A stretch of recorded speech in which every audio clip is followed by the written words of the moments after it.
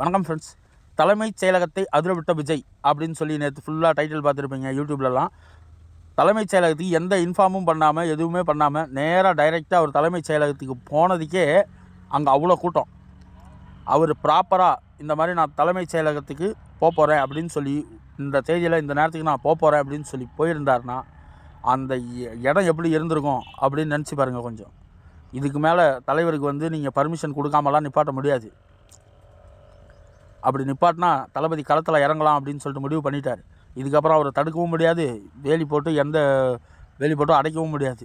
திடீர்னு பள்ளம் தோண்டிட்டு திடீர்னு குழி இருக்குது பிரச்சாரம் பண்ண முடியாது, அதெல்லாம் சொல்லவே முடியாது. ஆனால் ஒன்று, இந்த மீடியாக்காரங்க ஏன்டா இப்படி பண்ணுறீங்க? அவரை ஃப்ரீயாக நடக்க விடுங்க, ஃப்ரீயாக விடுங்க, கொஞ்சம் தள்ளி வீடியோ எடுங்களா, என்ன ஆகிடப்போகுது? தெரியாமலையா போகுது முகம்? அப்படியே மாதிரி மொச்சிக்கிட்டு அவரை சுற்றி கேமரா மைக்குன்னு போட்டு அவரை நடக்க முடியாமல் இப்படி படுத்திட்டு இருக்கீங்களேடா. சரி, இதெல்லாம் ஒரு பக்கம் இருக்கட்டும். இப்போ அடுத்து பார்ப்போம். அடுத்து என்ன தெரியுமா?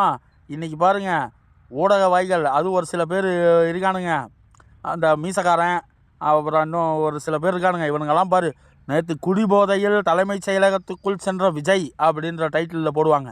அது மட்டுமா போடுவானுங்க? அதுக்கப்புறம் பார்த்திங்கன்னா அவரால் போதையில் நடக்கவே முடியல, செங்கோட்டையனோட தோலை பிடிச்சி நடந்து போனார்னு சொன்னாலும் சொல்லுவாங்க. இது எல்லாம் பரப்பி விடுவாங்க. மக்களே, தமிழக மக்களே உஷாராக இருங்க. எவன் எதை சொல்கிறதையும் நம்பாதீங்க. எல்லாம் பொய்யா சொல்லி திரிறாங்க. ஒருத்தன் கூட உண்மையை சொல்கிறதில்ல.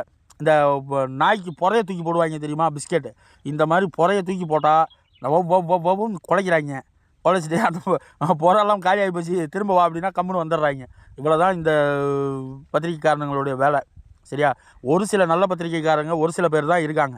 அவங்க சொல்கிறத மட்டும் கொஞ்சம் அதுலேயும் பார்த்தீங்கன்னா பாதி பொய் பாதி உண்மையாக கலந்து சொல்லுவாங்க.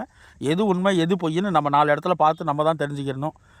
உஷாராக இருங்க. இந்த முறை தமிழக வெற்றி கழகத்துக்கு எல்லோரும் ஓட்டு போடுங்க. டிவிகேவை ஜெயிக்க வைப்போம். புது ஆட்சி மாற்றத்தை கொண்டு வருவோம். புது தமிழகத்தையே உருவாக்குவோம். நன்றி, வணக்கம் ஃப்ரெண்ட்ஸ்.